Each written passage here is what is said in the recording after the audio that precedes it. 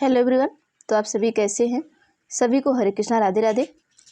जैसा कि आप सभी को पता है कि हम सीडीपी के प्रैक्टिस सेट को लेकर चल रहे हैं और जो ये हमारा प्रैक्टिस सेट है वो आपका 6 to 8 के लिए है।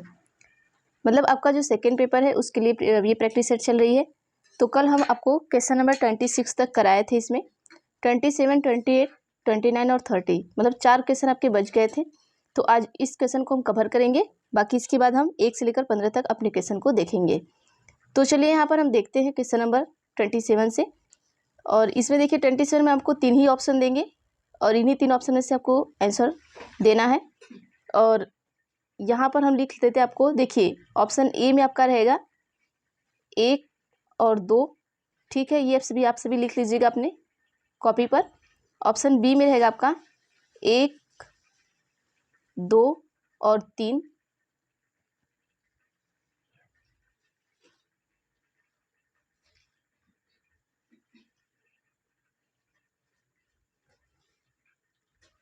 तो चलिए क्वेश्चन हम पढ़ते हैं। यहाँ से आपको देखिए बताना है इसमें से 2 ऑप्शन जो है वो आपके सही होंगे, ठीक है।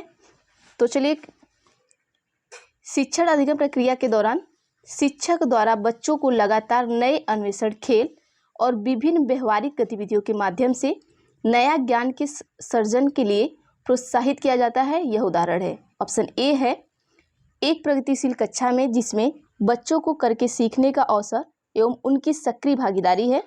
ऑप्शन 2 है परंपरागत कक्षा का जिसमें शिक्षण अधिगम प्रक्रिया में शिक्षक की सक्रिय भागीदारी है।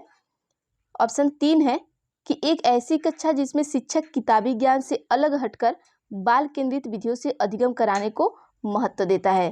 तो यहाँ पर बताइएगा उत्तर क्या होगा। क्वेश्चन को आप ध्यान से पढ़िएगा पहले कि क्वेश्चन में क्या पूछा है कि द्वारा शिक्षक के द्वारा बच्चों को लगातार नए अन्वेषण, खेल एवं विभिन्न व्यवहारिक गतिविधियों के माध्यम से नए ज्ञान के सर्जन के लिए प्रोत्साहित किया जाता है। तो अगर हम नए ज्ञान के सर्जन के लिए एक शिक्षक द्वारा हमें प्रोत्साहित किया जा रहा है तो क्या सही होगा। तो देखिए ऑप्शन नंबर 1 भी हमारा सही होगा, क्योंकि हम उन्हें क्या कर रहे हैं, कर के अवसर सीखने का हम उनके क्या हो गया, भागीदारी हो रहा है और सक्रिय भागीदारी भी हो रही है शिक्षक की, ठीक है, अधिगम प्रक्रिया में। तो ऑप्शन ए और ऑप्शन 2 हमारा क्या होगा, दोनों सही होगा।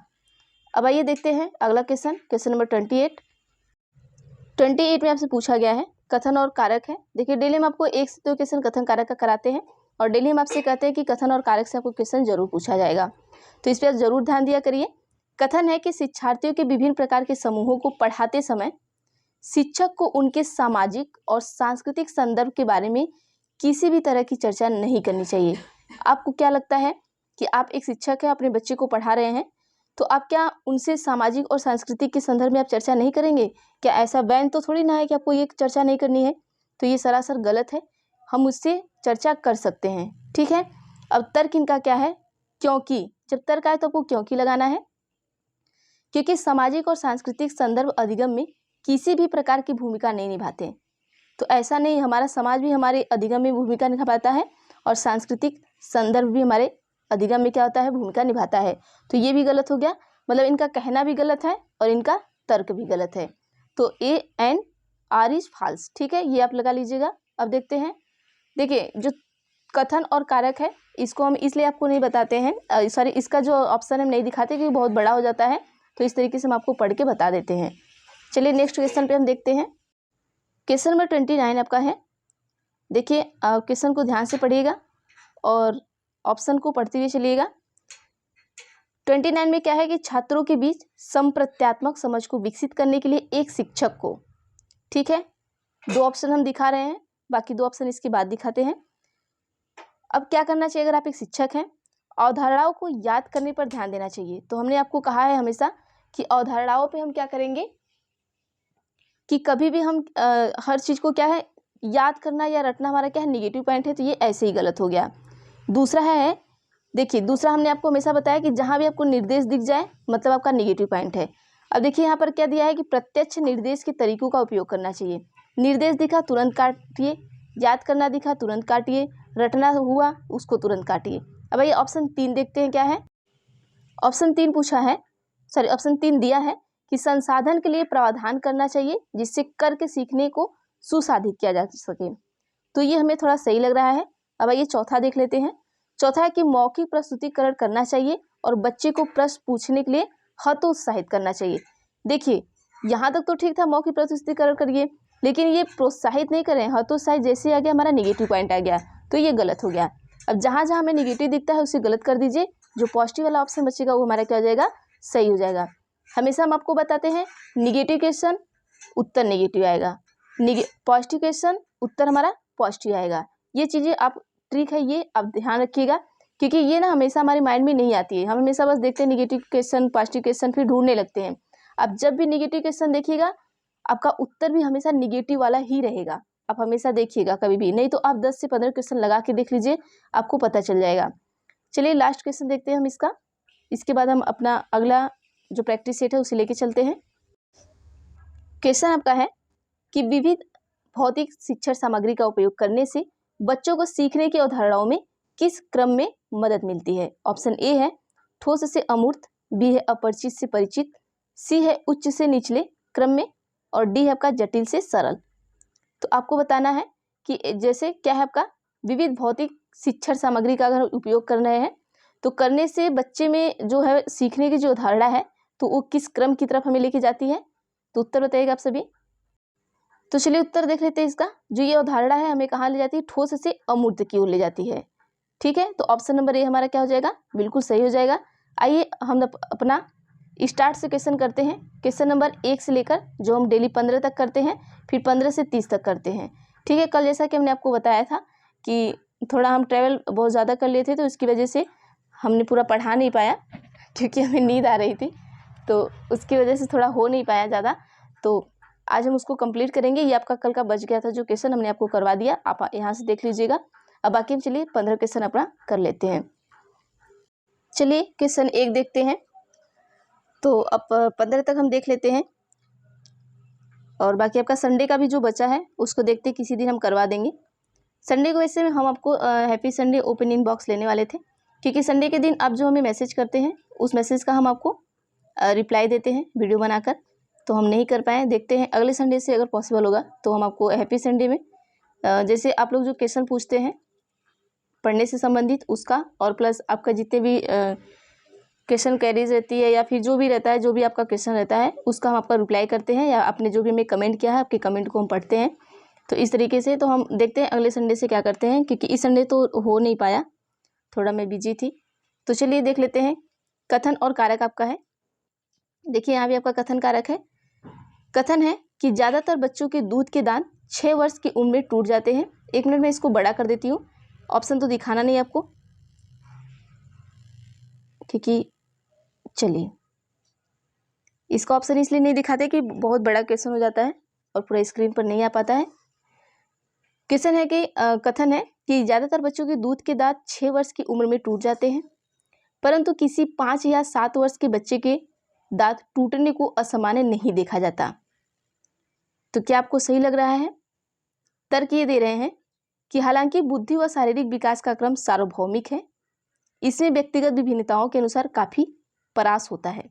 तो सही कह रहे हैं भाई, क्योंकि देखिए हम हमेशा आपको बताते हैं कि हर इंसान के पास क्या होती है, विभिन्नता होती है। हर इंसान सेम नहीं होता, उसकी चाहे बुद्धि का विकास हो चाहे शरीर का विकास हो, इनमें विभिन्नता होती ही है। तो इनका तर्क कहना सही है और इनका जो कथन है ये भी कहना सही है।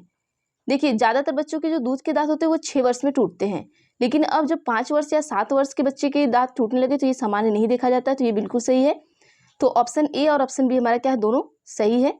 तो आप यहाँ पर देख लीजिएगा, और जो हमारा ए है वो आर की सही व्याख्या भी करता है। तो ऑप्शन नंबर ए यहाँ सही कर लीजिएगा। अगला क्वेश्चन देखते हैं हम, चलिए क्वेश्चन नंबर 2। क्वेश्चन नंबर 2 है कि किस सिद्धांत में प्रतिपादित किया गया है कि विकास की दिशा समान होने पर भी प्रत्येक बच्चे का विकास अपनी गति से होता है। तो ये क्या सिद्धांत पूछ रहे हैं। तो पहला क्या है, क्या शीर्षगामी विकास का सिद्धांत है। दूसरा है समीप दूराभिमुख विकास का सिद्धांत है। क्या आपके शीर्षगामी विकास के सिद्धांत में ऐसा होता है कि विकास की जो दिशा है समान होने पर भी बच्चे का विकास अपनी गति से होता है? ऐसा तो नहीं है। शीर्षगामी मतलब शीर्ष से पैर की तो ओर हो गया, और समीप दूराभिमुख मतलब समीप से दूर की तरफ हो गया। तो ये दोनों तो एक से ही नहीं होंगे। ठीक है, अब आइए ऑप्शन सी और हम डी देख लेते हैं।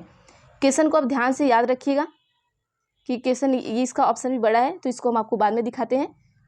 चलिए दिखाते हैं इसका अगला सी वाला के ऑप्शन दिखाते हैं हम आपको।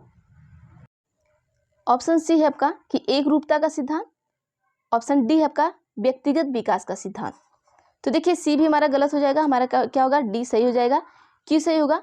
व्यक्तिगत विकास का सिद्धांत मतलब देखिए हमने आपको बताया है कि हर व्यक्ति का जो विकास होता है वो अलग अलग होता है। तो इसमें भी क्वेश्चन में आपको जिस हिसाब से पूछा गया है, इसमें भी क्या है, जो व्यक्तिगत विकास का सिद्धांत है, ये ऑप्शन हमारा सही होगा। आइए अगला क्वेश्चन देख लेते हैं, क्वेश्चन नंबर 3। क्वेश्चन नंबर 3 देखिएगा। देखिए ये क्वेश्चन आपको हमेशा आता है, हम आपको हमेशा बताते हैं जो आपका समाजीकरण है, जो आपकी एजेंसी है समाजीकरण का या सोशलाइजेशन एजेंसी है, इससे एक क्वेश्चन आपको जरूर पूछता है। और देखिए ये 2 ही प्रकार की एजेंसी आपकी होती है, ये दोनों एजेंसी याद कर लीजिएगा। और सबसे ज़्यादा आपका जो प्राइमरी एजेंसी होता है वो पूछता है, और या तो फिर सेकेंडरी, दोनों याद कर लीजिएगा। बस अगर आपको प्राइमरी एजेंसी पता है तो सेकेंडरी आप आराम से कर लेंगे। तो ये एजेंसी वाला आप जरूर याद करके रखिएगा। एक ये क्वेश्चन आपका फिक्स है, और एक क्वेश्चन आपका जो जेंडर रूढ़िवादिता से आता है वो क्वेश्चन आपका फिक्स रहता है। बाकी कोहलबर्ग से, पियाजे से और वाइगोस्की से, इन लोगों से एक एक क्वेश्चन। और वाइगोस्की का हमने आपको डेली बताया है, जहां सामाजिक और सांस्कृतिक दिख जाए बस वाइगोस्की पे क्या करिए, टिक कर दीजिए। तो देखिए 3 से 4 क्वेश्चन आपको, लगभग मैं 5 क्वेश्चन ऐसा बताती हूँ जो आपको बस एक ट्रिक होता है, बस वहाँ पे टिक कर देंगे, आपको 5 नंबर आराम से मिल जाएगा। ठीक है, अब देखिए समाजीकरण का ही हम बता दे रहे हैं, यहाँ से ये इसको रट लीजिएगा, ये क्वेश्चन आपको जरूर पूछा जाएगा। क्वेश्चन है कि निम्न में से कौन सी संस्था समाजीकरण की द्वितीयक संस्था नहीं है। अब देखिए नहीं है, अब यही नहीं आप नहीं देखते तो आप क्या करते, सेकेंडरी इसमें लगा देते, लेकिन यहाँ पे नहीं पूछा है। देखिए क्वेश्चन कल भी हमने जो परसों या किसी एक में पढ़ाया था हमने, उसमें भी ये दिया था, सेम यही क्वेश्चन दिया था, बस यहाँ पे नहीं दिया था, बस कौन सी संस्था है अब यहाँ पे इसे देखिए, इसका पूछने का मतलब क्या है, ये प्राइमरी संस्था को पूछ रहा है। बस क्वेश्चन को क्या किया है, पलट दिया है, पूछ रहा है आपकी प्राथमिक संस्था को पूछ रहा है, लेकिन बस यहाँ पे क्या किया, क्वेश्चन पलट दिया है। देखिए ऑप्शन ए है कि परिवार, बी है मीडिया, सी है स्कूल, डी है आपका समकक्षी। समकक्षी का मतलब जो आपके दोस्त मित्र होते हैं वही, जिसे हम पीर्स भी कहते हैं। चलिए हम देख लेते हैं। देखिए ये आपका समाजीकरण कितने प्रकार का होता है, 2 प्रकार का होता है। एक होता है आपका प्राइमरी, दूसरा आपका होता है सेकेंडरी। ठीक है, अब प्राइमरी में आपका क्या आता है, प्राइमरी में आपका देखिए जैसे आपका परिवार हो गया, परिवार से आप पहले सीखते हैं, जैसे आप पैदा कहाँ हुए, परिवार में पैदा हुए हैं। अब परिवार के जितने भी लोग, जैसे माता पिता हो गए, परिवार के जितने लोग हो गए, वो हमारे क्या आएंगे, प्राइमरी में आएंगे। जब बच्चा यहाँ घर से बाहर निकलेगा किसी चीज़ को सीखने के लिए, जब तक वो घर में है, परिवार से सीख रहा है, माता पिता से सीख रहा है, तब वो प्राइमरी में है। मतलब प्राइमरी जो आपकी एजेंसी है वो प्राइमरी एजेंसी में है सोशलाइजेशन की। फिर उसके बाद जो सेकेंडरी एजेंसी में वो कब आएगा, जैसे ही बच्चा बाहर निकला, अपने पास पड़ोस से सीखा, स्कूल गया, स्कूल में सीखना शुरू कर दिया, टीचर से सीखना शुरू कर दिया, मीडिया से सीखना शुरू कर दिया, अपने दोस्तों से सीखना, मतलब जैसे ही वो बाहर गया, घर के बाहर जाता है, वैसे ही समझ लीजिए उसका सेकेंडरी सोशलाइजेशन शुरू हो जाता है। प्राइमरी सोशलाइजेशन उसका तभी तक रहता है जब तक वो घर के अंदर रहता है। तो अब आप सभी बता ही सकते हैं। तो यहाँ पर देखिए जैसे कि परिवार हमारा हो गया क्या है, प्राइमरी है। उसके बाद जितने भी सारे आएंगे, कुछ भी आएगा बस आप सेकेंडरी लगा दीजिएगा। बस परिवार, माता पिता, ये सारे क्या आएंगे, आपके प्राइमरी में आएंगे। अक्सर आपको बस परिवार ही देता है, ठीक है, तो आप परिवार याद कर लीजिए प्राइमरी में, बाकी जो भी कुछ देगा सीधा आप उसको सेकेंडरी में लगाइएगा। अगला क्वेश्चन देखते हैं हम। क्वेश्चन 4 पूछा आपसे कि किस चरण में बच्चे न केवल वस्तुओं के संदर्भ में तर्क कर पाते हैं, बल्कि प्रतिज्ञापित चिंतन करने में भी सक्षम होते हैं। देखिए बस वस्तुओं का ही नहीं वो तर्क कर पाते हैं, लेकिन वो क्या करते हैं कि प्रतिज्ञापित चिंतन करने भी क्या है, सक्षम है। ऑप्शन ए है संवेदी चालक अवस्था, बी है पूर्व संक्रियात्मक अवस्था, सी है मूर्त संक्रियात्मक अवस्था, डी आपका है अमूर्त संक्रियात्मक अवस्था। तो अब जैसे हमने आपको बता दिया है, मूर्त और अमूर्त में हमने आपको अंतर हम डेली बताते हैं, इससे भी आपको एक क्वेश्चन जरूर पूछा जाता है। मूर्त का मतलब क्या होता है, जो चीजें आपको सामने से दिखे, ठीक है, ये आपका मूर्त हो गया। अमूर्त का मतलब क्या होता है, जो चीजें आपको सामने से न दिखे। अब देखिए मूर्त संक्रियात्मक का मतलब क्या हुआ कि ऐसी वस्तु जो आपको सामने से नहीं दिख रही है, तो आप उसका चिंतन नहीं कर पा रहे हैं। मूर्त में, जैसे हमने आपको गाय दे दिया, मतलब हमने आपसे कहा गाय। अब जब तक हम आपको गाय दिखाएंगे नहीं तब तक आपको पता नहीं चलेगा कि ये गाय है।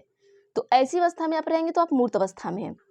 अब जैसे अमूर्त में क्या होता है कि जैसे हमने आपको कह दिया कि गाय, तो आप यहाँ पर क्या करेंगे कि अगर हमने आपको कह दिया गाय, तो गाय को आप क्या करेंगे कि आप इमेजिन कर सकते हैं कि गाय कैसी होती है, भले हम उसको आपके सामने ना लाएं। तो इस तरीके से क्या होता है कि हम अपने अमूर्त अवस्था में हैं, आप हैं उस टाइम। तो अब ये क्या कर रहा है बच्चा, देखिए पूछ क्या रहे हैं यहाँ पे क्वेश्चन में कि बच्चे न केवल वस्तुओं के संदर्भ में तर्क कर पाते हैं, देखिए तर्क ही नहीं, अब ये तर्क भी कर रहा है, ऊपर से ये चिंतन भी कर ले रहा है उसके बारे में। तो ये कहाँ पर जाएगा, हमारा अमूर्त चिंतन में जाएगा, अमूर्त संक्रियात्मक चिंतन अवस्था में जाएगा। अब यही क्या करता, वो वस्तु के बारे में तर्क चिंतन नहीं कर पाता, तो क्या करता, मूर्त में जाता।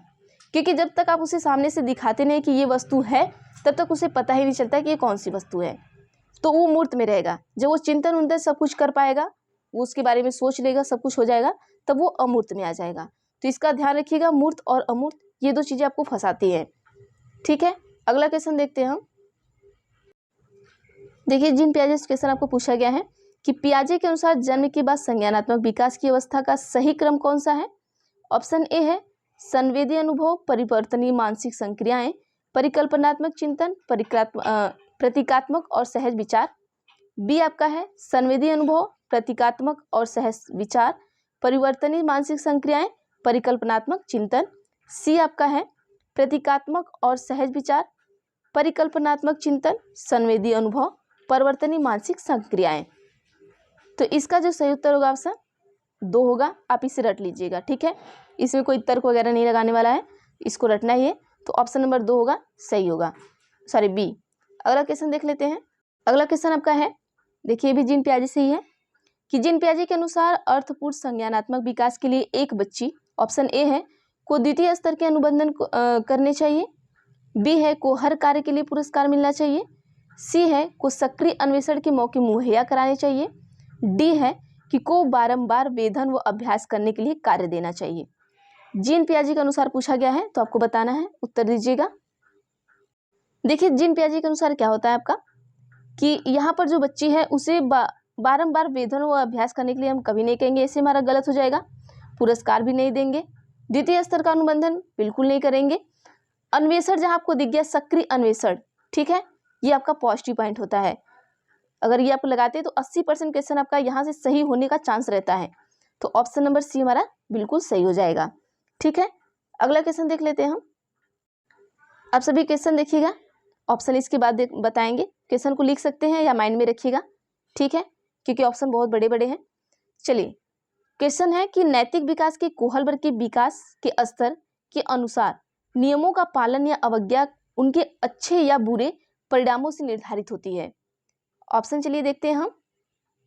तो चलिए हम उत्तर ही बता देते हैं कि पूर्व पारंपरिक स्तर में ऐसा होता है। ऑप्शन नंबर बी बिल्कुल सही होगा आपका, ठीक है। अगला क्वेश्चन देख लेते हैं, क्वेश्चन नंबर 8। क्वेश्चन नंबर 8 में देखिए पूछा है वाइगोस्की से। वाइगोस्की से हमने आपको बताया है, लेकिन देखिए यहाँ वाइगोस्की से मसला ही पलट दिया है इसमें कि वाइगोस्की के अनुसार बच्चे अपने साथियों डैश के माध्यम से सीखते हैं। ऑप्शन ए है के साथ सामाजिक संपर्क, बी है के साथ प्रतियोगिता, सी है के साथ शारीरिक रूप से लड़ाई, डी है का मजाक उड़ाने। अब देखिए यहाँ फिर भी आप लगा सकते हैं, हमने आपको जैसे बताया, अगर जो हमारे पुराने बच्चे होंगे जो डेली वीडियो देखते होंगे उनको हमने आइडिया बताया कि वाइगोस्की आएंगे तो उनके पे क्या लगाना है। अब आप सभी बताइएगा। ये जो पुराने बच्चे हैं वो भी थोड़ा आप सभी कमेंट किया करिए कि आपको चीज़ें कितना समझ में आती है क्या, और नए बच्चों में भी बहुत सारे लोग कमेंट करते हैं, अच्छा लगता है हमें। तो आप सभी प्लीज़ कमेंट किया करिए ताकि हमें पता चलता है कि आप किस तरीके से चीज़ों को पढ़ रहे हैं। तो ऑप्शन नंबर ए हमारा देख लीजिए, कुछ आया है इसमें, जैसे मैंने आपको कहा कि सोशल और क्या सामाजिक और सांस्कृतिक जहाँ दिख जाए, सामाजिक कहाँ दिखा आपको, इसमें ऑप्शन नंबर ए में सामाजिक दिख गया, तो सीधा ले वाइगोस्की को सामाजिक संस्कृति पे टिक कर देंगे। तो ऑप्शन नंबर ए हमारा बिल्कुल सही हो जाएगा। अगला क्वेश्चन फिर से आगे देखिए वाइगोस्की जी। तो ले वाइगोस्की के अनुसार ले वाइगोस्की के सिद्धांतों के अनुसार पाठ के क्या मायने हैं। ऑप्शन ए है पाठ का मतलब का क्या होता है, स्कैफोल्डिंग, ठीक है। ऑप्शन ए है कि और स्कैफोल्डिंग होता क्या है, जैसे कि बच्चों के बारे में जो जानकारी होती है एक फाइल की तरह होता है, उस फाइल में क्या करते हैं इकट्ठा करके चीज़ों को रखते हैं, तो ये आपका स्कैफोल्डिंग होता है, ठीक है। ऑप्शन ए है कि वयस्कों का कार्य की जटिलता को कम करके उन्हें बेहद सरल बनाना। बी है वयस्कों का मदद की प्रकार व मात्रा में बदलाव करना। सी है वयस्कों का बच्चों को किसी प्रकार की मदद न देना। डी है वयस्कों का बच्चों को विभिन्न प्रकार के इनाम देना। तो बताइएगा सभी उत्तर क्या होगा। तो देखिए जो हमारे लेवागेस्की हैं इनके अनुसार जो हमारा पाठ का सिद्धांत है, पाठ का मायने क्या होता है इनके सिद्धांत के अनुसार, तो यह है कि वयस्कों का मदद की प्रकार व मात्रा में बदलाव करना होता है। ठीक है। The adults very the amount and nature of the assistance. तो ऑप्शन नंबर बी हमारा बिल्कुल क्या होगा, सही हो जाएगा। अगला देखते हैं हम। देखिए आपको प्रगतिशील कक्षा से भी डेली हम एक क्वेश्चन कराते हैं। तो देखिए इसमें जैसे प्रगतिशील कक्षा हो गया, जेंडर रूढ़िवादिता हो गया, फिर सोशलाइजेशन हो गया आपका, और लेवागेस्की हो गए, पियाजे हो गए, इनसे देखिए डेली एक एक क्वेश्चन, दो क्वेश्चन हम आपको कराते हैं। अगर इतना क्वेश्चन कर लेते हैं तो आपको समझ में आ जाएगा कि किस तरीके से इनसे क्वेश्चन पूछा जा रहा है। क्वेश्चन है कि एक प्रगतिशील कक्षा। प्रगतिशील कक्षा हमने आपको बताया कि ऐसी कक्षा होती है जिसमें जो टीचर होते हैं वो बच्चे के अकॉर्डिंग पढ़ाते हैं, ना कि अपने अकॉर्डिंग पढ़ाते हैं। ऑप्शन ए है कि सीखने सिखाने के मूल्यांकन के लिए परीक्षाएं केवल साल के अंत में ली जाती है। बी है बच्चों का सम्मान किया जाता है और शिक्षकों का हर बच्चे की क्षमता में विश्वास होता है। सी है एक रूपी हो गया यहाँ पर, वह मानकीकृत पाठ्यचर्या का पालन किया जाता है। डी है कि शिक्षा शास्त्र अलचीला व शिक्षक केंद्रित होता है। तो ऐसे हमने आपको बता दिया कि शिक्षक केंद्रित नहीं होगा यहाँ पर। शिक्षक केंद्रित क्यों नहीं होगा, क्योंकि ये बाल केंद्रित है। जो प्रगतिशील कक्षा है कैसी है, वो बाल केंद्रित है, तो ये गलत हो जाएगा। एक रूपी को तो बिल्कुल भी नहीं होगा। हर बच्चा, हम एक रूपी मानकीकृत पाठ्यचर्या का पालन नहीं करेंगे ना, कि हम एक ही तरीके से पढ़ा रहे, बच्चे को समझ में आ जाए मत आए। हम अगर बच्चे को 10 तरीके से समझ में आ रहा है तो हम 10 तरीके से हमें पढ़ाना पड़ेगा, ऐसे ही गलत हो जाएगा। और केवल साल के अंत में, केवल आ गया तो हमारा ऐसे ही निगेटिव पॉइंट आ गया, तो इसको हम गलत कर देंगे। तो ऑप्शन नंबर बी बचा, ऑप्शन नंबर बी को हम सही टिक कर लेंगे। बच्चे को सम्मान किया जाएगा, क्योंकि हमने आपको अभी बता दिया कि प्रगतिशील कक्षा का मतलब ही होता है कि वहाँ बच्चे के अकॉर्डिंग हर चीज़ें चलेंगी, और बच्चे की क्या होगा, हर क्षमता में विश्वास होता है।